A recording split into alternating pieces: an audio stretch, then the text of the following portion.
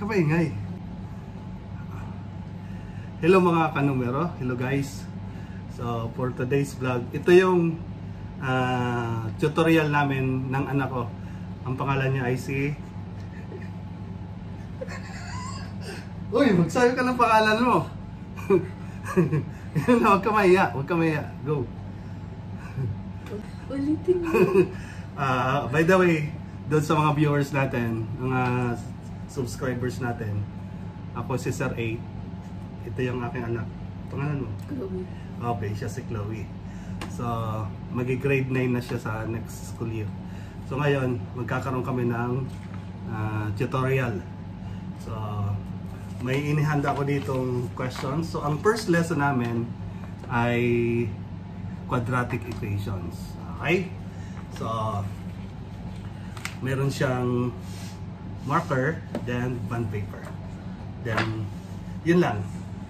So, titingnan natin kung ready na siya sa darating na pasukan. Okay? Incoming grade 9 si Chloe. Say hi ka naman sa mga... Say hi! Kulit mo ah! Chloe! Hi ka naman. Alright. Okay. So, this is the first question, Chloe. Pwede mong sagutin ito ng English or Tagalog. It's up to you. Okay? Number 1. Bakit tinawag na quadratic equation? Huwag kang tawa ng tawa. Sagutin mo ng seryoso. So, anong knowledge mo about quadratic equation, Chloe?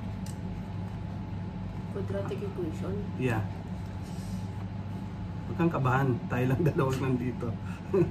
Sige. Bakit quadratic equation? It's an equation with the highest degree of 2. Okay. Very good. So, degree or exponent, mga kanumero, parehas lang yon. Tama yung sagot ni Chloe. So, ang highest degree niya ay 2. So, second question. Paano mo malalaman kung ang isang equation quadratic or not? Ba't kang tawa ng tawa? Quadratic or not? Yeah. Pag walang exponent na 2, hindi yun quadratic. Pag walang exponent na 2, ano pa aside sa walang exponent na 2? So, yun lang ba ang basihan mo para masabi mo na quadratic siya or not? So, yun lang. Okay, so pwede nang tanggapin yun. Okay? So, sa ngayon, bibigyan kita ng 3 examples ng equation at aalamin mo kung quadratic or not. Siyempre, kailangan mong i-justify or give your reason kung bakit yun ang sagot mo. Okay, pakisulat dito sa bond paper. Yung number 1, i-dictate ko lang sa'yo. Number 1, right number 1, dito na. Papakita natin yung ano ni Chloe. Okay, papakita natin yung gawa ni Chloe. Sige na, sulat mo. 3x squared minus 6x equals 12.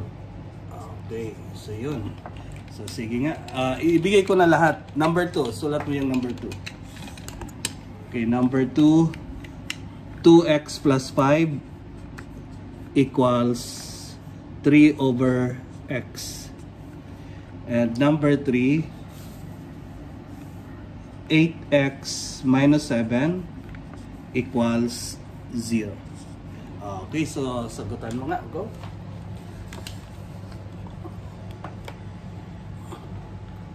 So, write your answer.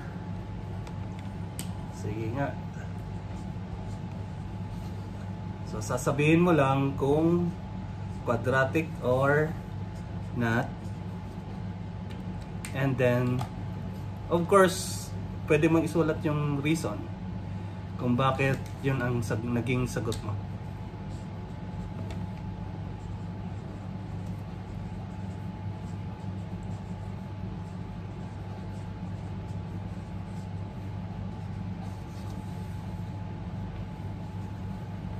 Go.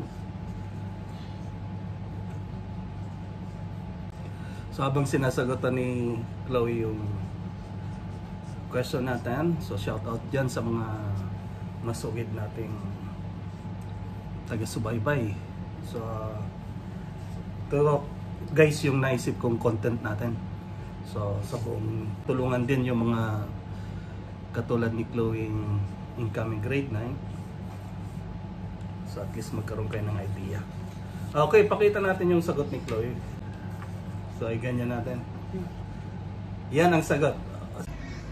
So alamin natin kung tama yung sagot niya. Okay. Yun guys, pinakita ko sa inyo yung sagot ni Chloe. So ngayon, alamin natin kung tama yung kanyang sagot.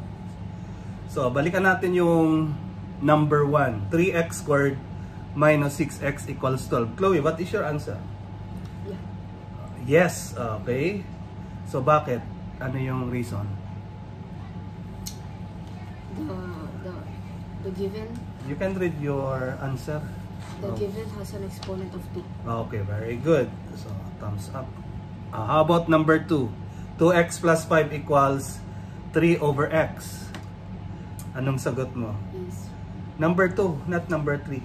This is, okay, yes. So, bakit yes yung sagot mo? Justify. Because if you solve it, simplify. Then, If you simplify, when you remove the x from 3 over x, you will distribute. You will multiply x to every term, okay. and then The result is, the answer will be 2x squared plus 5x equals 3. okay, very good. So, nice. So, guys, kung mapapansin nyo, yung number 2, walang exponent na nakalagay na 2. So, but before you decide kung quadratic or not, kailangan nyo munang isolve. Okay, tama si Chloe. Sinolve niya, then the result 2x squared plus 5x equals 3. How about number 3? 8x minus 7 equals 0. No, So, bakit yung sagot mo not quadratic? it's already simplified. And then, it has no exponent of 2, which means it's linear. okay, it's linear. Very good. So, alam niya na ngayon yung linear. Okay. So, tuloy natin yung discussion natin about quadratic equation. So, next question. Ano naman yung tinatawag na standard form of quadratic equation, Chloe? So, anong idea mo sa standard form of quadratic equation? ax squared plus bx plus c equals 0. Okay, very good. So, dapat naka-arrange yun, no? Yung exponent, descending order. So, meaning pababa, ax squared plus bx plus c equals 0. So, napapansin mo na mayroong guys na a, b, and c doon sa standard form na binigay ni Chloe. So, yun ay real numbers na tinatawag natin. Okay? Ax squared plus bx plus c equals 0. So, yung mga letters na yon nagre-represent yun ng real numbers. So, ngayon, ang follow-up question ko doon, Chloe, bakit yung value ng a not equals 0? So, hindi pwedeng maging 0. Bakit kaya? In the equation, ax squared, Yeah. a and x squared are connected to each other, Alright. which means you will have to multiply them. Pero if a is equals to 0, x squared will be cancelled, which means it will get out of the equation, which means bx plus c is the only one that's left. Linear equation, which means it will become a linear equation. Okay, very good. So, sabi niya, pag minultiply raw kasi yung x squared times 0, so the result will become 0. So, ang may iwan na lang ay bx plus c equals 0. So, it will become now linear. So, tama. So, kaya iniiwasan na yung value ng a maging 0. Alright, tandaan nyo yan guys. Okay, next question natin.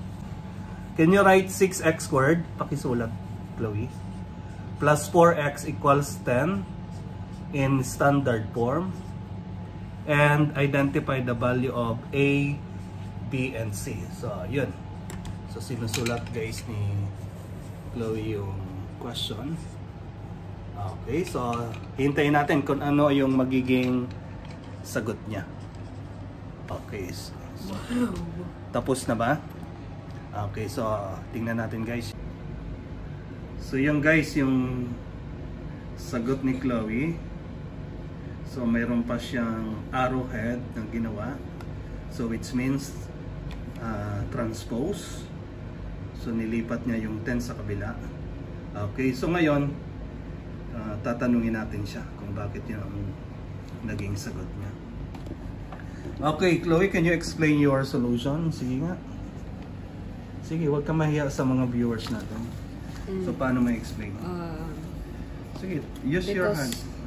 Because ax squared plus bx plus c equals 0 is standard form. Alright. You will have to transpose this for this to become the value of c. Alright. So transpose 10, it will become the opposite sign. So 6x squared plus 4x minus 10 equals 0. Then the value of a is here. So besides x squared, the value of a is 6. Alright. Then the value of b is 4. Value of c is negative 10 because, yeah.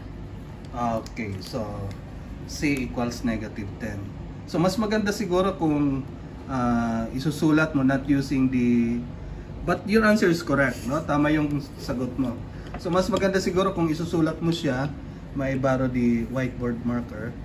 So siguro kung ganito, a equals 6, and then b equals 4, then c equals negative 10. Okay? But as I said, tama yung sagot mo. Okay? Mas malinaw kasi pag ganyan. Very specific pag ganun yung sagot. Okay, thank you, Chloe. Okay, so ito guys ay panghuling tanong. Okay, then after this, may ibibigay kaming practice exercises para doon sa mga viewers natin yung makakasagot. So just send your final answer or complete solution kung meron man. So ito yung last question para kay Chloe. So kasi after this maglalaro na siya ng busy siya sa computer. Okay, Chloe. Let's have another bond paper here. Yan. This is the next. Pwede na siguro. Magtitipid tayo sa yan guys, malinis. Okay. So can you write the equation, Chloe? 5x squared. Here, you can write it here. 5x squared equals negative 8x. So write in standard form and determine the value of a, b, and c. So yan, sinasolve niya.